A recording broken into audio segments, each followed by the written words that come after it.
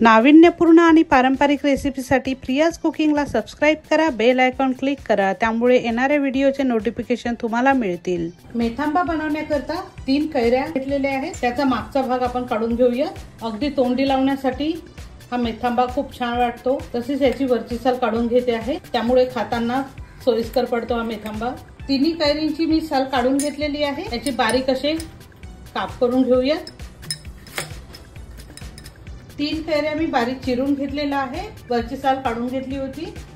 मेथांबा करून घेऊया। पॅन मध्ये 2 ते 3 चमचे तेल घालून घेते आहे। तेल छान तापलं की मोहरीने डान्स करायला सुरुवात केलेली आहे, म्हणजे मोहरी छान फुटते आहे।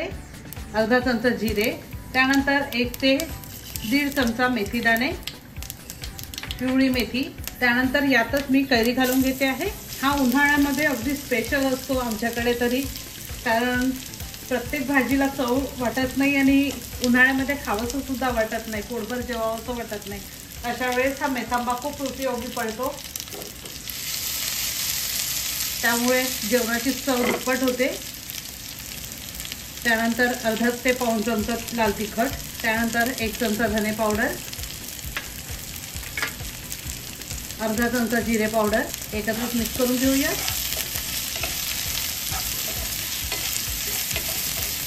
तुम्ही प्रवासात सुद्धा यूज करू शकता हा मेथांबा, चपाती सोबत सुद्धा अफलातून लागतो। त्यानंतर 1 ते 1.5 वाटी गूळ घालून घेते आहे। हा अशा प्रकारे जाड होता, त्यामुळे जरा कमी दिसते आहे, पण जवळजवळ कापून ठेवला बारीक तर 1.5 वाटी भरेल, कारण 1 वाटी आपली कैरी होती। गुळाला पाणी सुटते आहे। गुळ पूर्णपणे विरघळला गेलेला आहे, तुम्ही बघू शकता।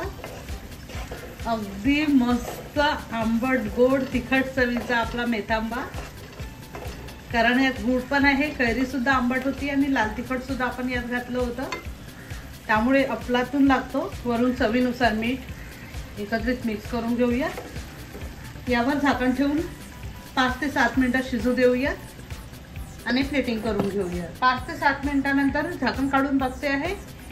वाव, मस्त, अगदी तोंडाला पाणी सुटेल असा आपला मेथांबा रेडी झालेला आहे। कैरीची चटणी आपण नेहमी करतो, पण हा आगळा वेगळा चवीचा मेथांबा नक्की ट्राय करून बघा। तुमच्याकडे उन्हाळ्यात कैरीचे काय वेगवेगळे प्रकार करतात नक्कीच कमेंट करून सांगा। परत नवीन रेसिपी सोबत भेटूया। धन्यवाद।